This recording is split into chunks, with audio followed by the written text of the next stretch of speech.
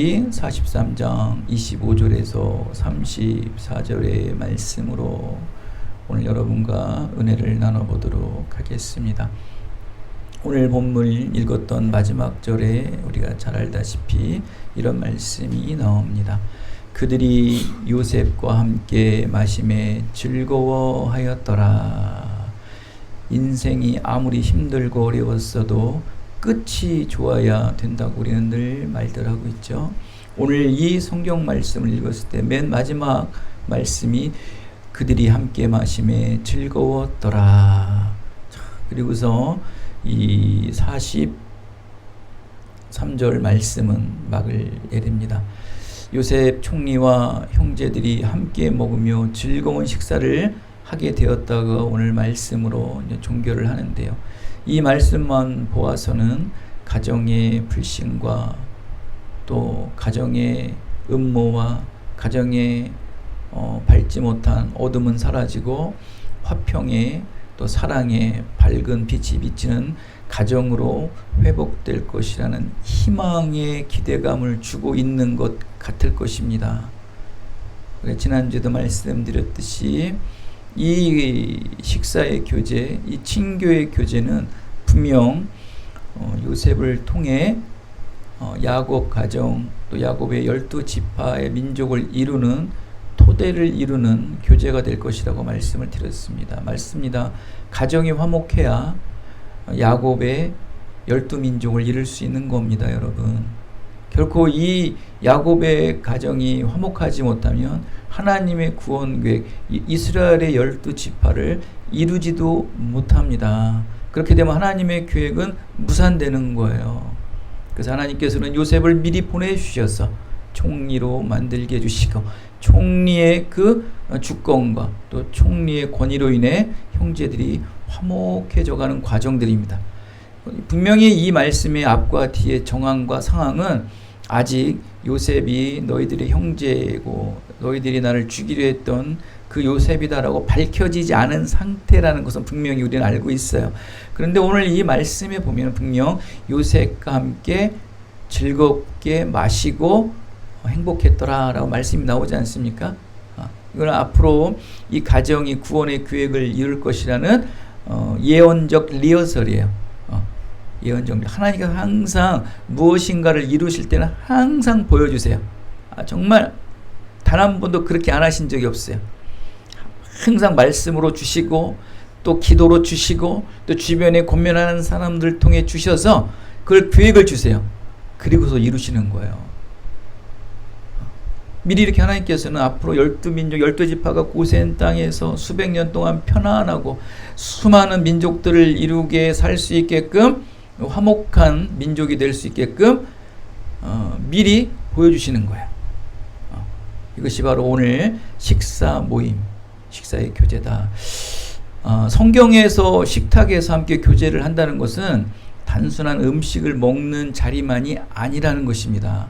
성경에서의 이 식사 교제는 서로 사랑으로 교제하는 이 친교의 자리가 항상 있는 거예요. 그래서 뭐 여러분은 누구를 만나러 갈 때 좀 낯선 사람도 있지만 만날 때 무엇을 말하나 또 무엇을 이 사람한테 유익을 얻을까 그런 생각을 하지 마세요. 그냥 나가셔서 편안하게 세상 얘기할지라도 뭐 어제 본 드라마 이야기를 할지라도 그냥 그 자리에서 사랑과 친교의 자리를 가지셔야 돼요. 대단한 자리라고 이 사람과 만나서 나에게 유익이 되네 안 되네 이런 거 따지는 순간 사랑과 친교의 교제는 이룰 수 없는 거예요. 하나님이신 예수님께서도 늘 만나신 분이 누구예요? 바리새인들이나 종교 지도자들이나 백부장들을 만난 게 아니고 늘 소외되고 외면받는 죄인이라 불리는 세리들, 아주 낮은 삶을 살아가는 사람들과 식탁 교제를 많이 나눴어요. 뭐 거기서 뭐 대단한 말한 것도 아니에요. 그냥 허허허 웃으며 친교하며 즐거워하며 때로는 포도주를 먹으면서 한 잔 꺾기도 하신 거예요. 왜냐하면 그 하류층에 사는 사람들은 탁주라고 그러잖아요. 우리나라 사람들 막걸리나 탁주를 마시면서 막 즐거워하고 삶 속에 막 힘든 것들, 막 희노애락을 그냥 거기서 누비며 그냥 막 노는 거예요. 거기다 대놓고 뭐야 삶이 어렵네, 인생이 어렵네, 우린 이렇게 비참한 삶을 살아야겠니, 이런 거 하면 그 서민들의 삶이 완전히 찬물이 끼얹어서 자기 삶이 더 괴로워지는 거거든요. 그러니까 이 서민들의 삶을 보면은 굉장히 해악이 많아요. 높은 사람들 막 뒷담화도 하면서 흉내도 내면서 서로 간에 잘근잘근 씹어가면서, 그러면서 또 소주도 한잔하고 맥주도 한잔하면서 다 잊어버리는 거거든요.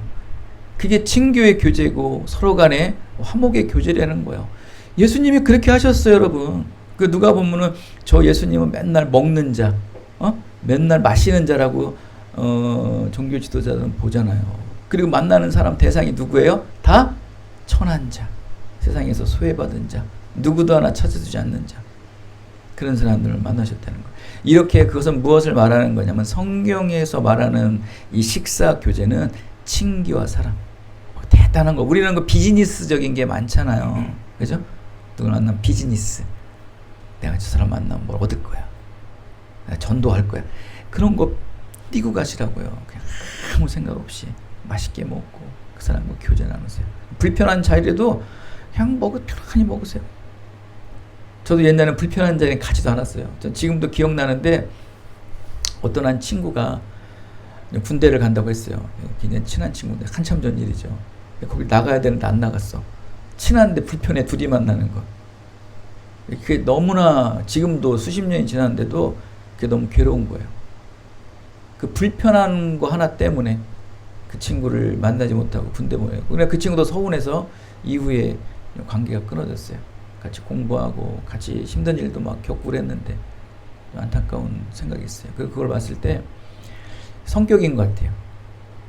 저도 불편한 자리는 되게 싫어하거든요. 근데 이제 바뀌었어요. 목회하면서 불편한 자리에도 가고, 힘든 자리에도 가고, 낯선 자리에도 가서 그냥 아무 생각 없이 있는 거야, 그냥.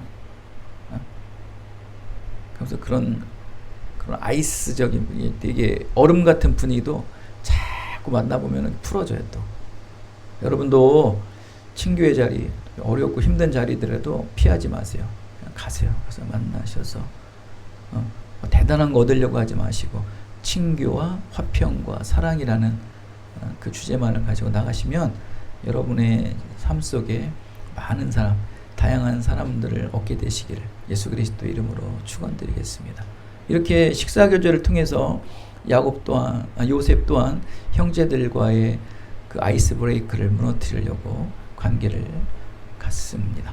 이것은 결국 아까도 말씀드렸던 것처럼 이스라엘의 12지파를 통한 구원의 큰 조각의 계획을 서서히 맞춰가는 하나의 단계인 것이에요. 그래서 요셉은 이미 무엇을 그리고 있어요? 구원의 큰 그림을 그리기 위해서 식사교제라는 방편을 이용해서 가족들과의 화평을 미리 맛보게 하는 모습, 식사교제 굉장히 의미가 있습니다. 이곳에서 무슨 말씀이 있나 하는데 큰 말씀이 있습니다. 그런데 요셉에 있어 모든 일어나는 일들은 우연의 일도 아니고 철저한 하나님의 구원의 섭리이며 계획 안에서 진행되고 있는 것을 우리는 깨달을 수 있습니다. 그래서 요셉은 사적인 감정에 휘둘릴 수 있어요. 근데 조금 전에도 말씀드렸던 것처럼 요셉은 어떻다고 그랬어요? 하나님의 철저한 구원 섭리와 구원 계획 안에서 모든 세상의 관점과 시각을 보는 거예요.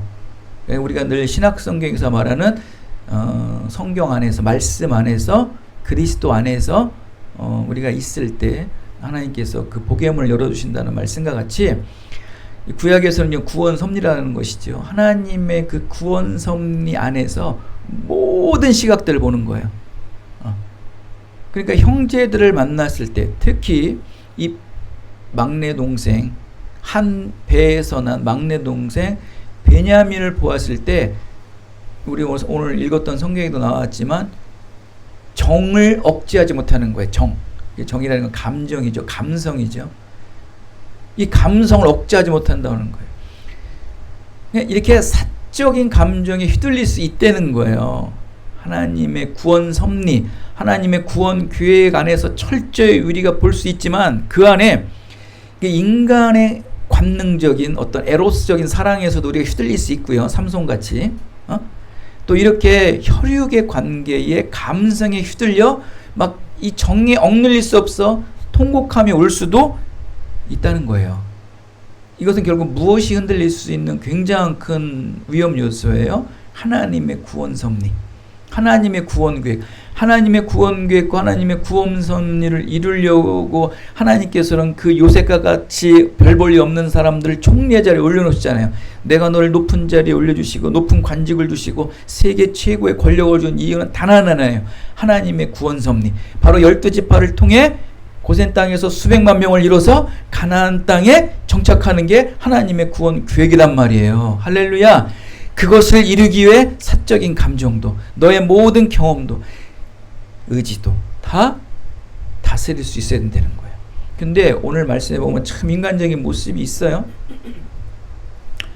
동생을 보니까 막 감정에 억눌리는 거예요. 철저히 사적인 감정에 휘둘리지 않으려고 철저히 하나님의 구원 사역, 구원 섭리와 계획 안에서 냉철한 시각으로 보고 있던 요셉도 베냐민을 보는 순간 무너지는 거예요.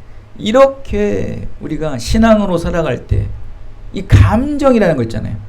특히 여러분같이 젊은 나이에는 이 에로스적인 육체적 탐닉과 관욕에 여기에 여러분 거의 100이면 100 다 쓰러진다는 거예요. 그게 여러분 신앙을 뛰어넘는 거예요. 여러분 20대 30대 초반의 남자들 어떻게 감당합니까? 저도 그 시기를 지나봤지만 거기서 청년부들이 80%가 무너지는 거예요. 여러분도 중고등학교 때 청년부 학생을 봤을 때 얼마나 많았어요. 반에 반토막도 안 돼요. 지금 여러분 그 교회 가면은 그 좋은 뜨거운 신앙, 그 수련회 가서 정말 세계 선교를 씹어먹을 것 같은 그 청년들 다 뭐하냐고 지금. 다 무너졌잖아요. 다. 뭘로? 그 젊었을 때 혈기, 그 타오르는 그 열정, 그게 신앙을 다 말아먹은 거예요. 여러분 안 그런 것 같아요 지금?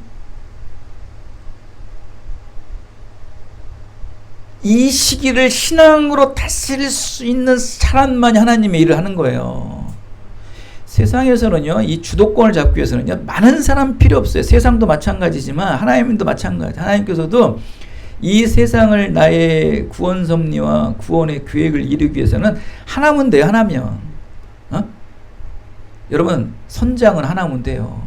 사공은 하나면 돼요. 사공이 많으면 배가 어떻게 돼요? 동으로 갔다 서로 갔다 맨날 그 자리에서 왔다 갔다만 하는 거예요. 하나면 돼. 하나. 그냥 여러분 다 쓰러지는 거야. 다 쓰러져. 한 놈만 남아라. 이거 한 놈만. 그 한 놈도 지금 흔들리잖아요. 요셉도. 누구? 베냐민으로 흔들리잖아요. 베냐민. 정의 그렇게 냉철한 구원의 섭리 안에 있는 요셉도 정에 억제하지 못하여 통곡을 하며 우는 것을 우리가 볼 수 있습니다. 여러분 정말 요셉은요 생사 여탈권을 가지고 있는 자예요. 이 사람을 죽일 수도 있고 살릴 수도 있고. 여러분 세상에서 가장 힘센 사람이 누군지 아세요? 돈 많은 사람보다 더 힘센 사람이 있어요. 돈 많은 사람도 그 사람한테 무릎을 꿇어요. 바로 누군지 아십니까? 자리, 관직, 그러니까 자리로서 내 자리를 줄 수 있는 사람 있죠. 취업할 수 있는 사람, 높은 곳에 올려줄 수 있는 사람, 장관을 임명할 수 있고, 차관을 임명할 수 있고, 어느 행정기관에 우두머리로 임명할 수 있는 임명권자 있죠. 그 사람이 최고예요. 돈 가진 자, 여러분 보십시오. 지금 이재명이라는 대통령이 지금 하면서 더 똑똑해요. 서울대 나오고 재산도 더 많아요. 이재명보다. 그런데 어때요? 다 무릎 꿇죠. 뭐 하나 얻기 위해서?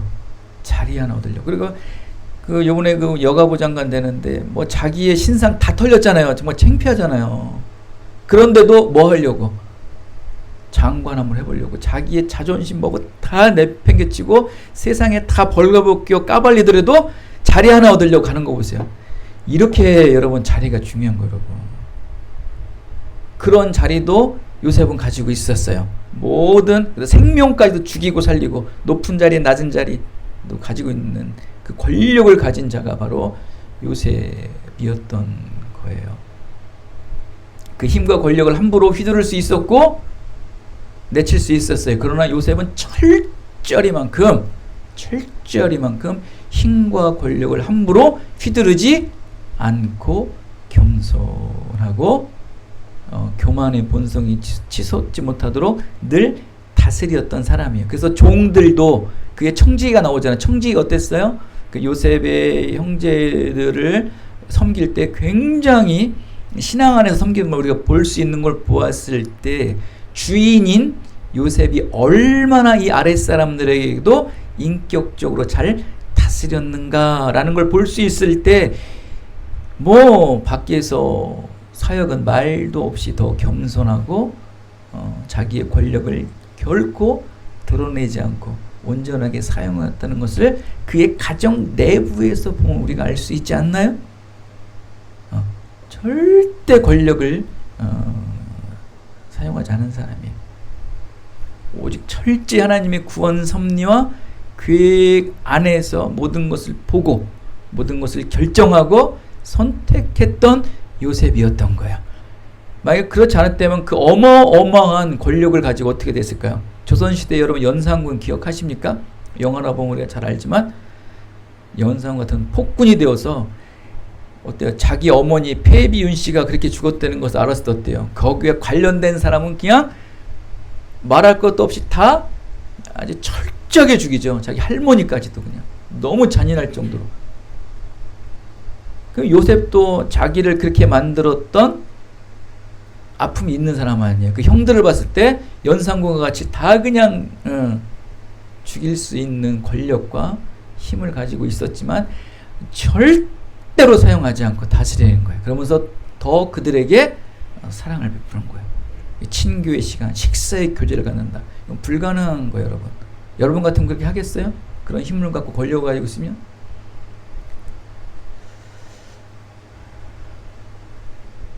하나님의 구원 섭리 계획을 믿지 않고 자신이 잘나서 그런 자리에 올라오게 되었다는 이 교만을 드러냈다면 조선시대 연산군 같은 삶을 살고 이런 삶은 어때요? 마지막 최후는 참담한 최후를 맞게 되는 게 모든 역사에 증거하고 있고 성경에서도 다 그렇게 기록되어 있어요. 믿음을 배교한 자들의 삶들을 보십시오.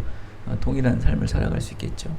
여러분 우리가 금요일날 요즘에 좀 강해하는 게 요한복음서인데 요한복음서 1장에 보면 세례 요한이 나와요. 세례 요한이 뭐라고 말합니까? 많은 사람들의 인기를 얻어요. 높임받아요. 정말 자기가 마치 구원자인 것처럼 모든 사람이 자기를 추앙해요. 세례 요한을 따른 제자들도 너무너무 많은 거예요. 그래서 이거를 딱 듣고 종교 지도자들, 바리새인과 또 종교 지도자들이 찾아가요. 야, 쟤 저거 지금 국민들에게 지금 막 인기가 너무 좋은데 야, 쟤 좀 한번 조사 좀 해봐. 네가 너 누구냐? 라고 묻는 거예요. 종교 지도자들이. 거기서 이제 세례 요한이 내가 구원자다 하는 순간 세례 요한은 어떻게 될까요? 예수님과 같이 십자가에 죽겠죠. 그렇죠? 근데 세례 요한은 뭐라고 말합니까? 얼마나 겸손한지. 그냥 자기 사명밖에 몰라요. 그는 예수님을 믿는 것밖에 몰라요. 구원자이신 메시아를 믿는 것밖에 몰라요. 그래서 뭐라고 말합니까? 그 많은 인기와 그런 많은 높임받는 상황 속에서도 그들이 물어보았을 때 나는 그리스도가 아니다. 나는 그리스도가 아니다. 나는 오직 예수 그리스도를 믿는 자일 뿐이다. 이거 얼마나 겸손하니까. 저와 여러분은 예수 그리스도를 믿는 자이지 우린 구원자가 아니에요. 이게 여러분 신앙에 아주 악영향을 주는 성품이라는 거예요. 신앙을 갖고 믿음을 갖고 성령의 체험을 하면 내가 마치 구원자가 돼 있냐? 예수 믿어? 막 강압을 하는 거예요. 그러니까 믿지 않은 사람들이 거기에 많은 반박 심리가 생기는 거겠죠. 나는 예수 그리스도가 아니다라고 늘 읊조리고 나는 그저 예수 그리스도를 믿는 사람뿐이야. 근데 그 믿음은 누가 믿게 해주신 거예요? 그 믿음은 하나님의 은혜로 하나님의 은혜로 믿을 수 있게 해준 거잖아요. 얼마나 겸손한 대답입니까? 나는 예수 그리스도를 믿기만 할 뿐이지 나는 구원자가 아니야. 세례 요한이 그랬듯이 요셉도 그랬던 거예요. 근데 그런 요셉도 그 사랑하는, 그 보고 싶었던 베냐민을 보자마자 그냥 무너지는 거예요. 하물며 세례 요한도 어떻습니까?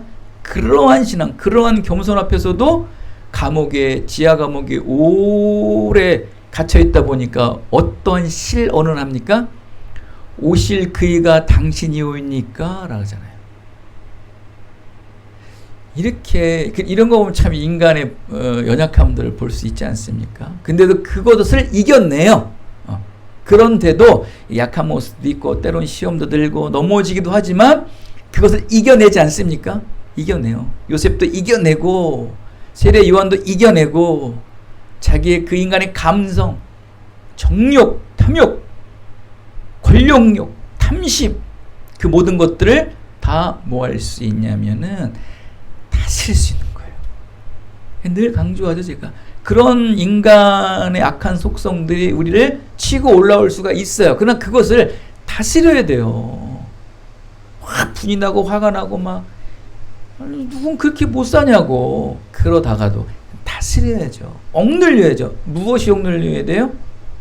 믿음이 억눌러야죠. 인성의 그 속성들이 올라올 때 이 믿음이 하나님이 주신 은혜의 신령한 축복의 믿음이 이걸 다스려야죠.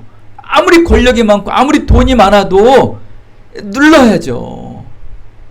이게 바로 선한 양심이에요. 선한 양심. 여러분 요셉과 같이 하나님의 절대적인 은혜 안에 머물러 있는 사람은요 선한 양심으로 늘 정결화가 돼 있어요. 늘 성결화가 돼 있어요. 굉장히 중요합니다. 여러분 세상 삶을 살아갈 때 이 선한 양심이 원래 없어야 돼요. 세상에서는요 이 선한 양심이 있으면 안 돼요.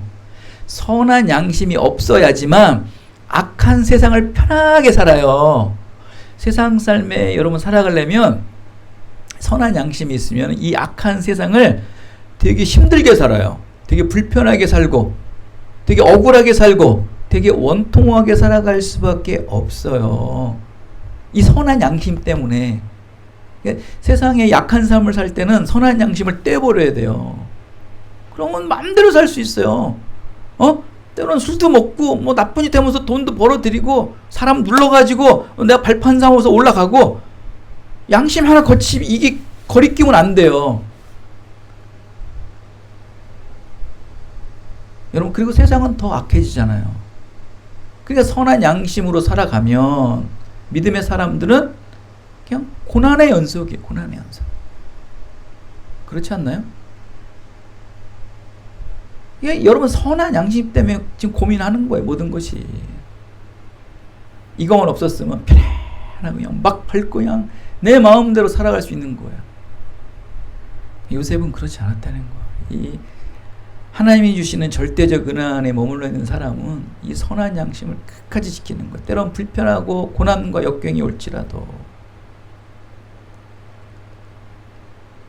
그러나 이런 신앙의 선한 양심을 지키는 사람들, 하나님의 은혜로 정화된 선한 양심 때문에 많은 고난과 역경 속에 살아가는 사람들에게는요, 이 세상이 알지 못하는 하늘의 신령한 위로와 형통한 축복이 넘쳐나게 되어서 이 꿀맛 같은 담비로 채워주시는 이 은혜로 말미암아 위로가 되는 거예요.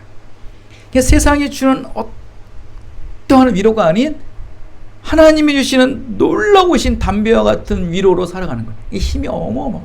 그냥 불가능한 거예요.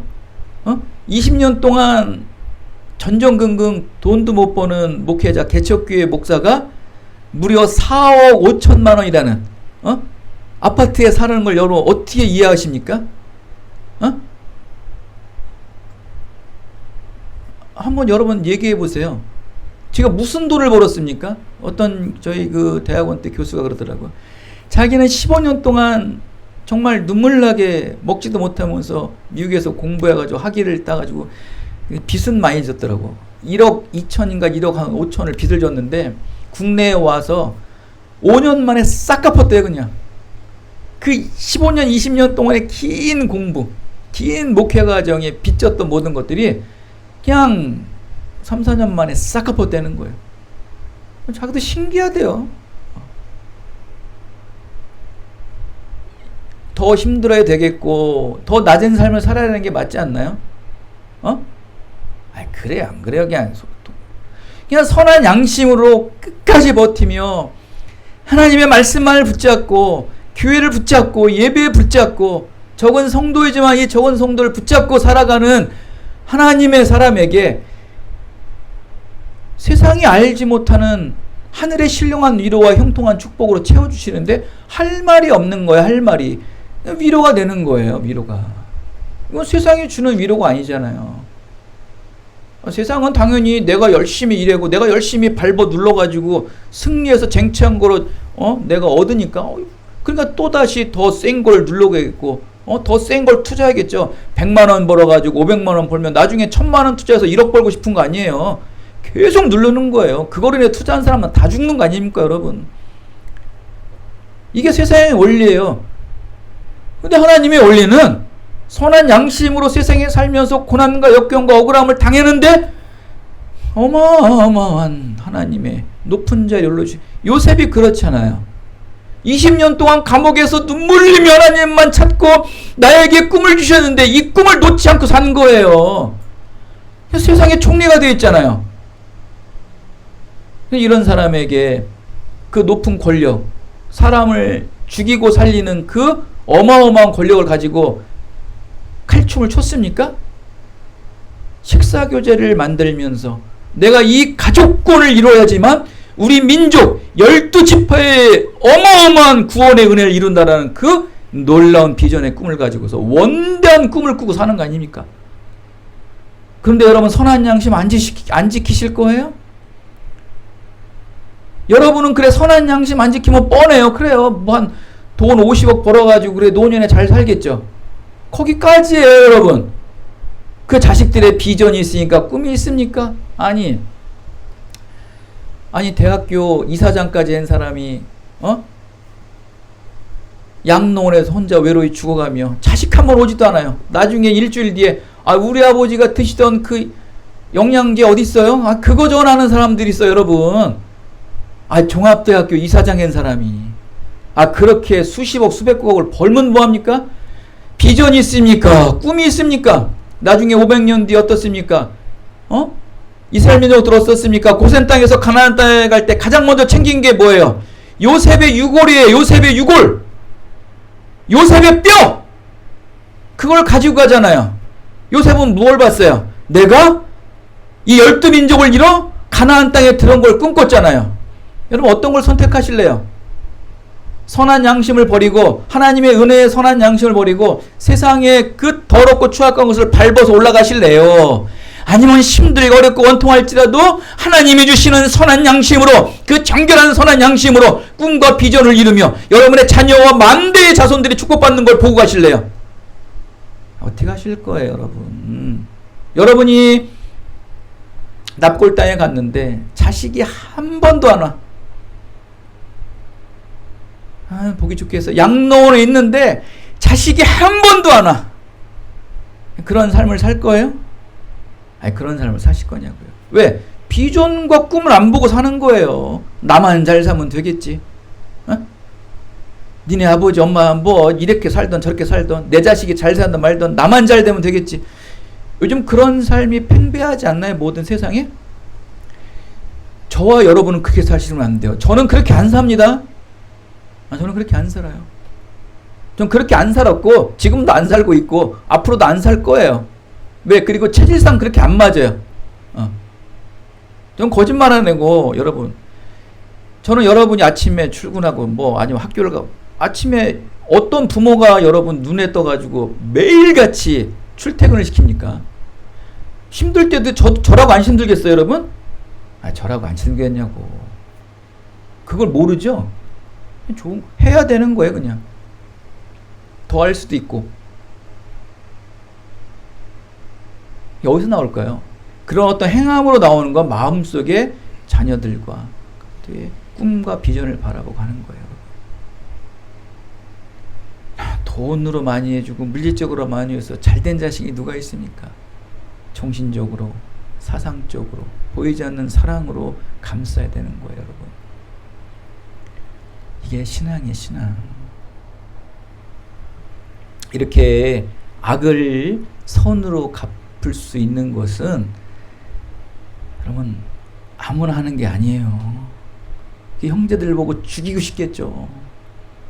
내 구덩이에서 죽어가고 있고 살려달라고 애원하는데 그 구덩이 위에서 밥을 처먹던 형제들 아닙니까, 여러분? 이게 평생 가는 거예요, 여러분. 여러분 힘들 때, 어려울 때 여러분을 더 모함하고 욕하던 사람들 여러분 잘 되잖아요. 가장 먼저 그 사람이 생각나, 나를 괴롭게 했을 때.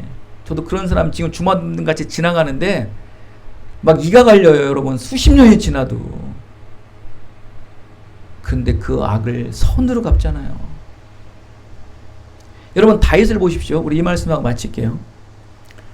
다윗 재밌어요, 여러분. 다윗이 충분히 원수를 갚을 수 있는 권력과 군사력을 갖추었어도 결코 자기 손으로 원수를 갚지 않는 이 믿음의 절제력으로 하나님의 때를 기다리는 것을 우리가 사무엘하 16장에 보면 있어요. 다윗이 아들 압살롬의 반란에 의해서 도망을 갈 때가 있었어요. 얼마나 괴롭습니까? 아들이 자기를 죽이러 온다는 거예요. 이번에 생일잔치를 차려줬더니 아버지가 아들을 총으로 쏴서 죽였다는 그런 참 안타까운 소식도 있는 것처럼 이 시대도 특히 이 다윗의 자손 중에 압살롬이라는 사람이 아버지를 죽이러 오는 거예요. 부끄러움 속에 그냥 도망을 가는 거예요. 물론 비참하겠습니까? 근데 바후림이라는 지역에 이르렀을 때에 사울왕, 이 몰락한 사울왕의 친족인 이 시므이라는 사람이 이 다윗의 일행들이 다 지나가서 그걸 보고서 저주를 퍼붓고 돌을 막 던지면서 막 저주를 퍼붓습니다. 이제 이 시므이라는 사람은 아는 거예요. 저 다윗이 아들 압살롬의 반란으로 인해서 저렇게 꽁무니를 빼고 도망가는구나. 힘도 아무것도 없네 이제 다윗. 그러면서 막 그냥 저주, 너희 때문에 우리 이 사울 가문이 무너졌어. 우리 형님이 너 때문에 죽었단 말이야. 막 원망과 불평 별의별 얘기를 하겠죠. 그걸 보고 옆에 있던 군대 장관 누굽니까? 군대 장관이 탁 나와서 아비새가 탁 나가서 마마, 제가 저 인간을 죽이고 오겠습니다. 그럴 수 있죠. 아무리 힘이 없어도 그래도 장군인데. 다윗이 뭐라고 합니까? 내버려둬라. 내 주여, 온컨대 내게 죄 주지 마시고 내 주 왕께서 예루살렘에서 나오시던 날 종의 때를 기억하지 마옵시고 믿음의 사람은 가장 사랑하는 자에게 베푸는 거다. 그러면서 참아요.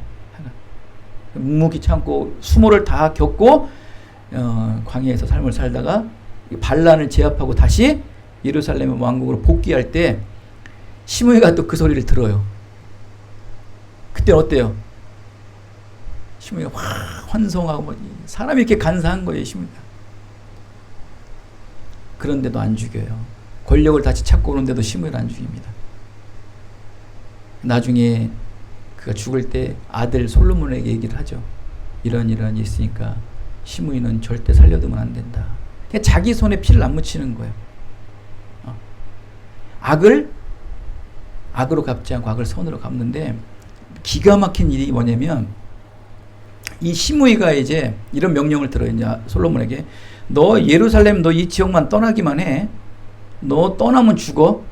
근데 너무 신기한 게 뭐냐면 종이 도망을 가요. 시므이의 이제 종이 도망을 가는데 이 종을 찾으러 가다가 예루살렘 지역을 떠나버려요.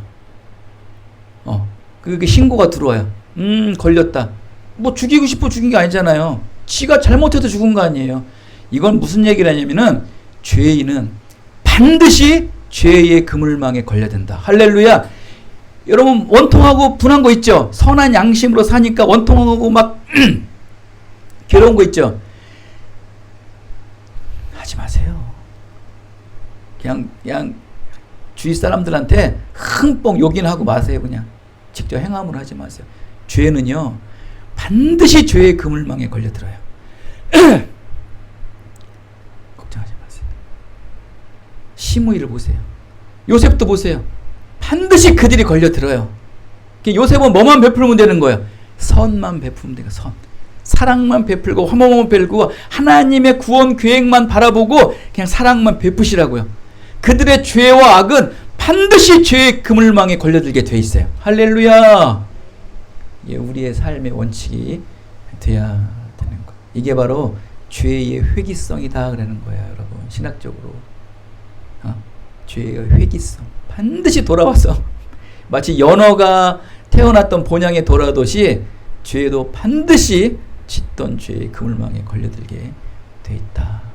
이렇게 악을 선으로 갚았을 때 가정이 화평해지고 12민족을 이루게 되고 아브라함 믿음의 조상인 아브라함에게 말씀했던 하늘의 별과 같이 바닷가의 모래알같이 무수한 자손으로 번성하는 놀라운 역사가 삶 속에 일어나잖아요. 할렐루야. 우리 기쁨일의 장로교와 여러분의 모든 인생의 삶 속에서도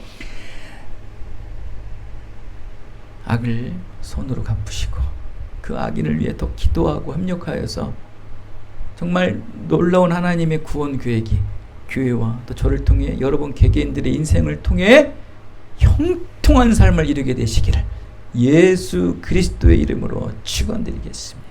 은혜가 풍성하신 아버지 하나님